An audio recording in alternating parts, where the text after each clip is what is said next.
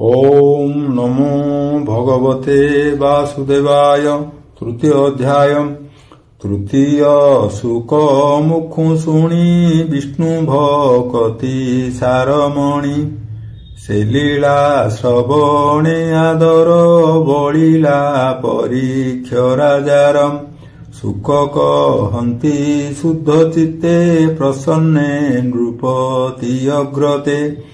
श्री सुक उवाच शुण परीक्ष पुण्य देहा तुमते पचारिलु जाहा। मनुष्य मध्ये साधु प्राणी मरण काले ताहा जानी। एबे कहिबि ज्ञान सार भकत जनंक बेभारम। ब्रह्म तेजकु जार इच्छा ब्रह्म भजने तार दीक्षा। इंद्रिय सुखे जार भाव से नर इंद्रंकु पूजिबम। पुत्र कामरे जार मति से जन पूजे प्रजापति। श्रीकामी प्राणी देवी भजे तेजस्वी पूजे ग्रहराजे। वसुंकु पूजे वसुकामी रुद्रंकु पूजे वीर्यकामी। अन्नादि कामे जार चिंता सेवे अदिति देव माता। देवंकु पूजे स्वर्गकामी विश्वदेवांकु राज्यकामी। साध्यंकु पूजी प्रजाहिते आयुष कामे अश्विसुते। जेवा सर्वथा पुष्टिकामी सर्वलक्षणे पूजे भूमि। प्रतिष्ठा जेवा नर इच्छे से पूजे भूमि अंतरिक्षे। सुंदर रूपे जार भाव से नर पूजन्ति गंधर्व। जे नर इच्छे दिव्य नारी भावे उर्वशी पूजा करी। सकल आधिपत्य चिंता जे करे से पूजे विधाता। जस इच्छई जेहु नर यज्ञे पूजिब यज्ञेश्वरम। धन भंडार देवा चिंती वरुण चरणे पूजन्ति। ईश्वर पूजे विद्यार्थी दंपति कामे उमा सती। धर्मार्थी विष्णुर चरणे संतान अर्थे पितृगणे। यक्षकु पूजे रक्षा कामे बलार्थी पूजे प्रभंजने। सकल राज्ये राजापणे से आसे पूजे मनुगणे। शत्रु मारण इच्छा जेबे निवृत्ति अभिचार जोगे। सोमकु पूजे काम कामी अकामी आत्मा रामे रमी। अकामे अबा सर्वकामे जे अबा भजे मुख्य कामे। परम पुरुष चरणे जेबा भजन्ति दासपणे। एभवे ताहांक जीवन जन्म मरणे धन्य धन्य। परम पद से लभन्ति विष्णु चरणे नित्य चिंती। हरि भकत जन संगे तरई भव तरंगे।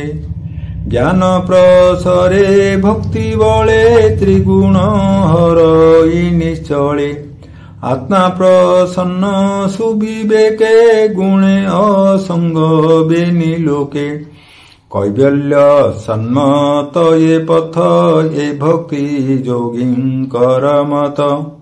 केबान रसे एहि भावे आत्मार कैवल्य लाभे। शौनक उवाच एमंत सुख मुखु शुणी से कुरु वीर चूड़ामणि।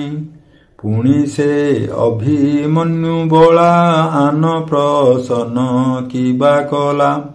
से कथा तुम्भ मुखु शुणी तरिबु भव तरंगिणी। तुम्भर अछि जेबे स्नेह सदय चित्ते सुत कह। ଯେ ହରି କଥା ସଭା ମଧ୍ୟେ ଭକତେ କହନ୍ତି ଆନନ୍ଦେ। ସେ ପାଣ୍ଡୁ ବଂଶେ ମହାରଥ ସ୍ୱଭାବେ କୃଷ୍ଣର ଭକତ। ବାଳକ କ୍ରୀଡ଼ା ରସ ଖେଳେ ଯେ ଭଜେ କୃଷ୍ଣ ପାଦ ମୂଳେ।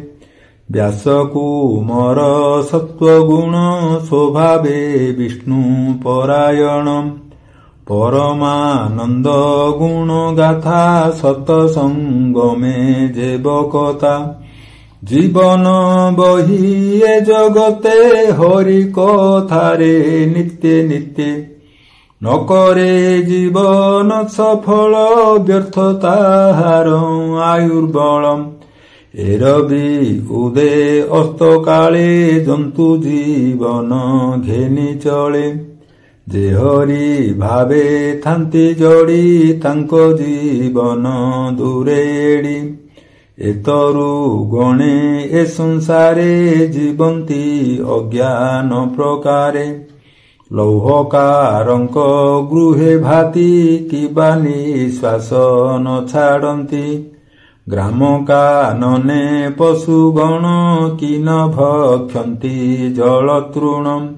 ମୂତ୍ର ପୁରିଷ ଉତ୍ସର୍ଗନ୍ତି ଅଜ୍ଞାନ ସୁଖେ ସେ ଜୀବନ୍ତି। ଶ୍ୱାନ ଶୂକର ଉଷ୍ଟ୍ରଖର ଏହାଙ୍କ ସମାନ ସେ ନର। କୃଷ୍ଣର ନାମ ଉଚ୍ଚାରଣ ନ ଶୁଣେ ଯାହାର ଶ୍ରବଣ। ତାହାର ଶ୍ରୁତି ଯୁଗ କାନ୍ଥେ ବିବରେ ଦିଶନ୍ତି ଯେ ମନ୍ତେ। ତୁଣ୍ଡର ମଧ୍ୟେ ଜିହ୍ୱା ବହି ଯେ ହରି ନାମ ନ ଭଜଇ। ଦର୍ଦୁର ବାଣୀ ବୋଲି ତାରେ ଯେ ହରି ନାମ ନ ଉଚ୍ଚାରେ। ଯାର ଉତ୍ତମ ଅଙ୍ଗ ମାଝେ ସୁବର୍ଣ୍ଣ ମୁକୁଟ ବିରାଜେ। ପାଟବସନେ ବାନ୍ଧି ଚୂଳ ଶ୍ରବଣେ ମକର କୁଣ୍ଡଳ। ସେ ଯେବେ ହରିଙ୍କିନ ନମେ ସେ ମୁଣ୍ଡ ବୋଝ ବହିଶ୍ରମେ। ଯେବା ସୁନ୍ଦର ବେନି ଭୁଜେ କାଞ୍ଚନ କଙ୍କଣ ବିରାଜେ।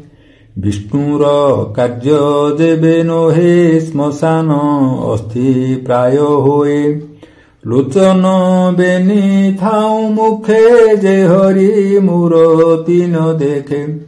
ମୟୂର ପୁଚ୍ଛ ବୋଲି ତାରେ ସେ ଅନ୍ଧ ସଂସାର ସାଗରେ।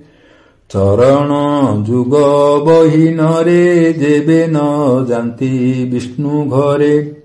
ତାହାକୁ ବୋଲି ବୃକ୍ଷ ଦୁଇ ସେ ଯେନେ ପାଦେ ନ ଚଳଇ। କୃଷ୍ଣ ଭକତ ପଦରେଣୁ ସର୍ବଦା ନ ଲାଗେ ଯାତନୁ। ପବିତ୍ର ନୋହେ ତା ଶରୀର ଜିଅନ୍ତା ଶବର ଆକାର। ତୁଳସୀ ଦଳ କୃଷ୍ଣ ଦେହେ ଶୁଦ୍ଧ ସୌରଭ ଗନ୍ଧ ବହେ। ସେ ଗନ୍ଧ ଯାର ନାସାଦ୍ୱାର ନ ଲଭେ ସବ ତା ଶରୀର। ଗୋବିନ୍ଦ ନାମ ଯାର ହୃଦେ ନ ପଶେ ପୁଲକ ଆନନ୍ଦେ। କିଅ ବା ପଶିଲେ ହୃଦରେ ନୟନୁ ଅଶ୍ରୁତାନ ଝରେ। ତାର ହୃଦୟ ଅଶ୍ମସାର ବହଇ ଲୋହମୟ ଭାର।